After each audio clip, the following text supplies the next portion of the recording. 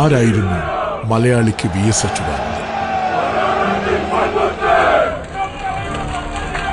എന്റെ വാക്കുകൾ ഗോതമ്പ് മണികളായിരുന്നപ്പോൾ ഞാൻ ഭൂമിയായിരുന്നു. എന്റെ വാക്കുകൾ അമർഷമായിരുന്നപ്പോൾ ഞാനൊരു കൊടുങ്കാറ്റായിരുന്നു.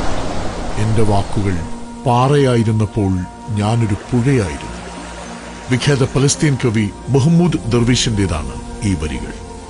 വേലിക്കകത്ത് ശങ്കരൻ അച്യുതാനന്ദനും മലയാളിക്ക് അങ്ങനെയൊക്കെയായിരുന്നല്ലോ.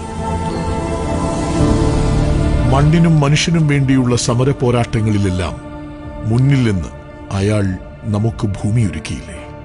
മലയാളിയെ ജനാധിപത്യവും രാഷ്ട്രീയവും പഠിപ്പിക്കാൻ പ്രസംഗപീഠങ്ങളിൽ അയാൾ കൊടുങ്കാറ്റായിരുന്നില്ലേ?